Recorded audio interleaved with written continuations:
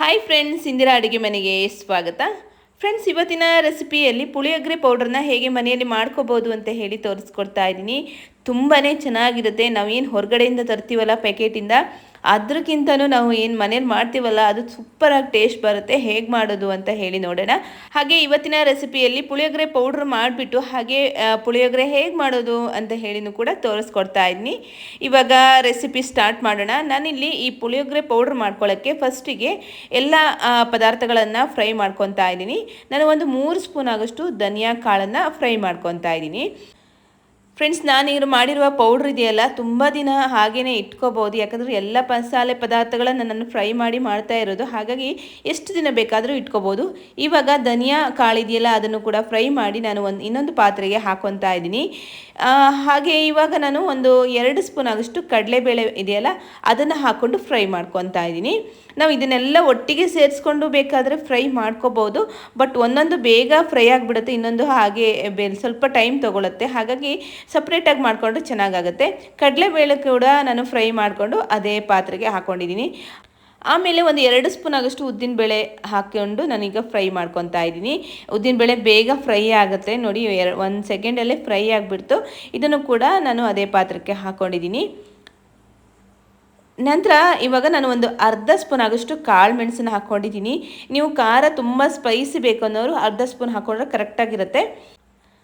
ನಂತರ ಅದೇ ಪ್ಯಾನ್ಗೆ ನಾನು ಇವಾಗ ಜೀರಿಗೆನ ಹಾಕ್ಕೊತಾ ಇದ್ದೀನಿ. 1 ಸ್ಪೂನ್ ಆಗೋಷ್ಟು ಜೀರಿಗೆನ ಫ್ರೈ ಮಾಡ್ಕೊತಾ ಇದ್ದೀನಿ. ಇದು ಕೂಡ ಹಾಗೆ ಬೇಗ ಫ್ರೈ ಆಗುತ್ತೆ. ನಂತರ ಇದನ್ನು ಕೂಡ ನಾನು ಅದೇ ಪಾತ್ರಕ್ಕೆ ಹಾಕ್ಕೊಂಡಿದ್ದೀನಿ.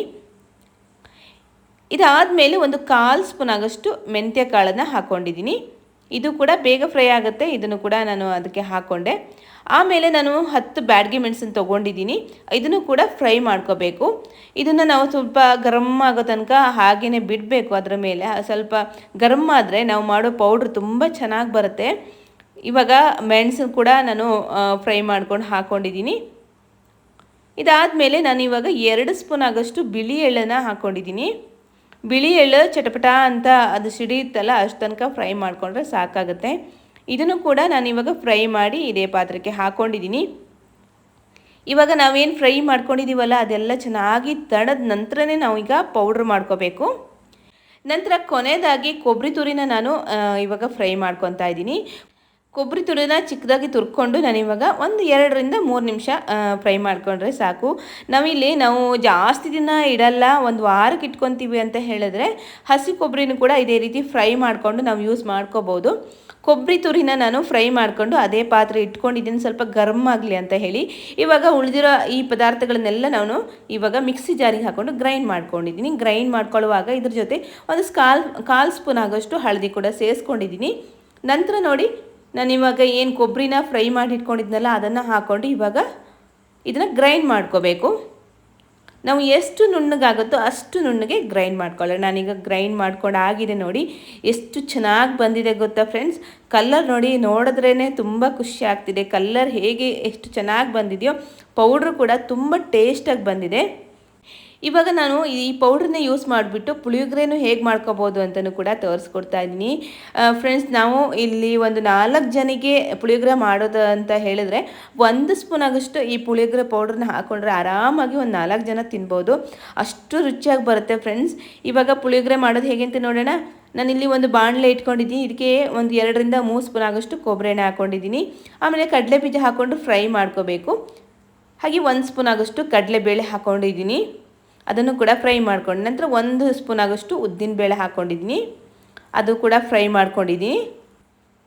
ನಂತರ ನಾನಿಲ್ಲಿ ಬ್ಯಾಡಗಿ ಮೆಣಸನ್ನ ಒಂದು ಬ್ಯಾಡಗಿ ಮೆಣಸನ್ನ ಚಿಕ್ಕದಾಗಿ ಕಟ್ ಹಾಕ್ಕೊಂಡು ಫ್ರೈ ಮಾಡ್ಕೊಂಡಿದ್ದೀನಿ.